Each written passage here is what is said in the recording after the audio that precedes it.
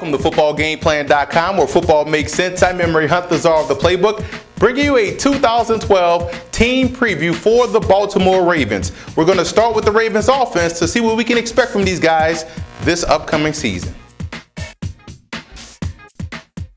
I've always been a Joe Flacco fan. Back when people were questioning whether or not the Ravens had their quarterback of the future, this guy always possessed tremendous skill set. Sneaky athletic, superior arm strength, tremendous accuracy, all those accolades you want to give him. But I've always been impressed with his poise in the pocket and his leadership, his ability to take criticism. And I knew that Joe Flacco wasn't the real problem of the Ravens passing game. One, they didn't have the receiving talents around him. Two, they didn't have the trust in the passing game. They were a run-based team. You saw what happened last year against the Patriots. Flacco went off. So the Ravens fans have to like the Flacco that's coming into 2012, the way he finished last season. And I think the Ravens right now, passing and running attack, may have the best balance they've had their entire franchise history. So I think this year will be a great year for Flacco. And they also have a very talented backup in Tyrod Taylor. I'm excited to see how he progresses in the preseason as far as building his skill sets. I never understand why Ray Rice isn't included in the top running back in the league discussion. This guy does a great job of running downhill, catches the football very well out of the backfield, and is an underrated blocker in pass protection. One of the more complete backs in the league. Size does not matter. If you're good enough, you're big enough. And that's why I think the Ravens right now quite possibly have one of the best running backs in the league. Ray Rice, you see right there the production on the field. You see his production in the goal line.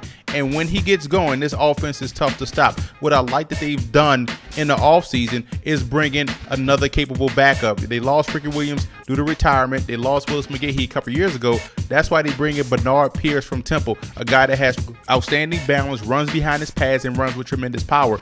And both guys should find huge running room behind Vonta Leach, the best fullback in the league. This is why the Ravens running game is one of the best that we've seen so far.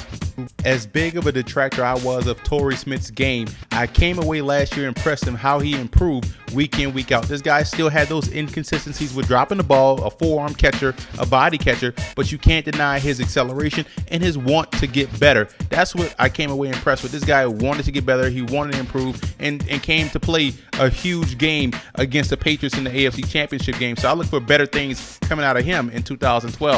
To team him up alongside Anquan Boldin, a 10-year veteran out of Florida State, guy that makes catches everything thrown his way and makes every play that you need to make, especially on third down and things of that nature. Very tough after the catch as well. The Ravens also have two outstanding tight end targets, two young targets, Dennis Pitta out of BYU and also Ed Dixon. Both guys provide instant matchup problems for opposing defenses. Now defenses have to worry about their linebackers and safeties have to worry about covering these tight ends, and that just opens things up on the outside for those outstanding wide receivers. But there's a spot for a third guy to develop. That's why I'm keeping an eye on Tandendahl, second guy out of Indiana, David Reed they bring over out of Utah, and Tommy Streeter they drafted rookie out of Miami.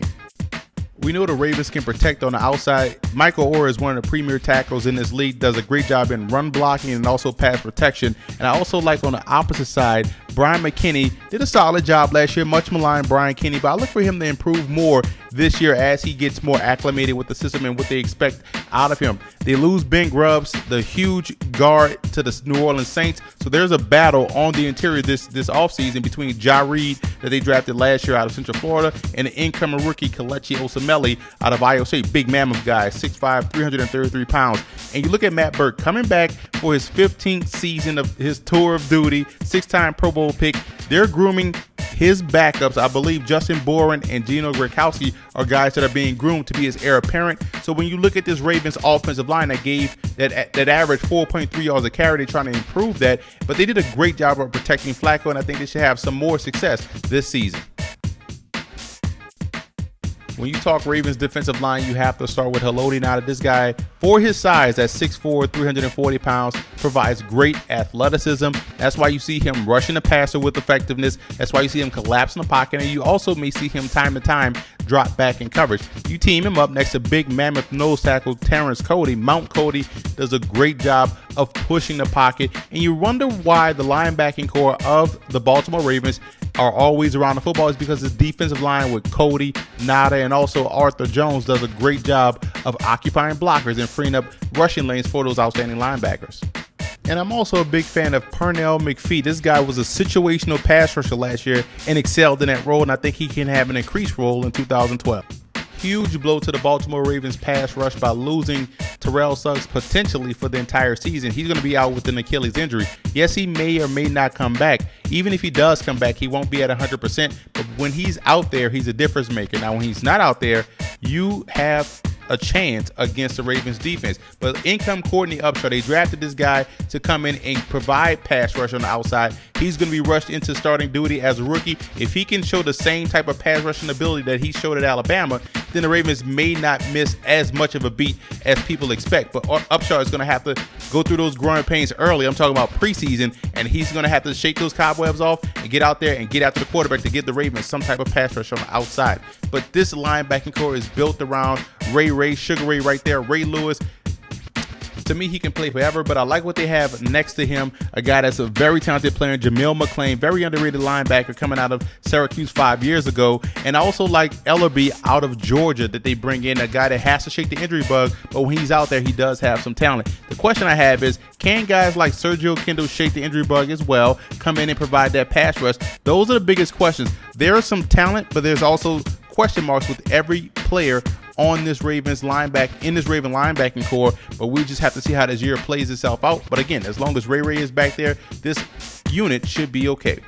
A surprising strength last year for the Baltimore Ravens was at cornerback. Ladarius Webb played all-pro football last year, in my opinion. Didn't give up a touchdown pass, and that's very tough to do in this pass-happy day and age of the NFL. Also had 20 pass deflections. So having a cornerback like that just gives you more creativity as a defense. I'm interested to see how Jimmy Smith, the guy they drafted last year out of Colorado, improves in year 2 of playing cornerback for him. He was a nickel guy, did solid job last year. But also Kerry Williams, long, angular, tall guy, does a great job of matching up well with bigger wide receivers. He had a solid year. But the safety position is where they hang their hats. Ed Reed, future Hall of Famer, still producing at his age, and I know he has a neck issue, but I think once the live games start, this guy will be ready to play. Bernard Pollard did a great job last year of knocking the stuffing out of people coming across the middle, so they have a physical presence at this strong safety position. Keep an eye on intriguing rookie. I like what they drafted out of South Carolina State, the young man Christian Thompson, a player that can play either free safety or strong safety, so he gives you that versatility. He can learn under Pollard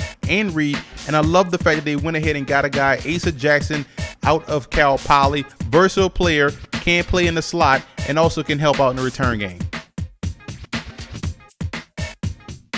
I think if you're a Ravens fan, you look at where this team finished last season. They were one play away, a controversial play away from the Super Bowl. So this team is very talented, and they can make another deep run. Virtually the entire team returns. Yes, they lose Ben Grubbs, but they also add talent back there. They drafted Ja Reed. They bring over Kelechi Osemele in the draft as well. So they have 2 young guys that can compete for their job. Defensively, they're going to be the Ravens defense. They'll be in every ball game. Now they're going to open the passing game up with Flacco, and that's just going to create more opportunities in a running game for Ray Rice. So right now, if you're a Ravens fan, you have to have a lot of optimism. This team is very good. The biggest cause for concern for me is the loss of Terrell Suggs, or the potential loss of Terrell Suggs. I don't care which way I try to spin it positively. That's a huge blow for this Ravens defense. He's that type of game-changing player. I also have the question about the offensive line. Yes, they lose Ben Grubbs, but how effective can those 2 young guys be? If they can't fill the void, what's plan B, C, and D? They have to figure that out, but otherwise, this team has very few holes. I think this team finished first in the AFC North. I look at this team top to bottom. I see a Baltimore Ravens squad that has an outstanding young quarterback, outstanding young backfield, solid offensive tackles. On the interior, they have some veteran leadership, but they have bulk and size. Defensively, they're always aggressive. 2 young tight ends on offense as well. So this team is built to make a long run into the playoffs, and I think it starts by winning the division.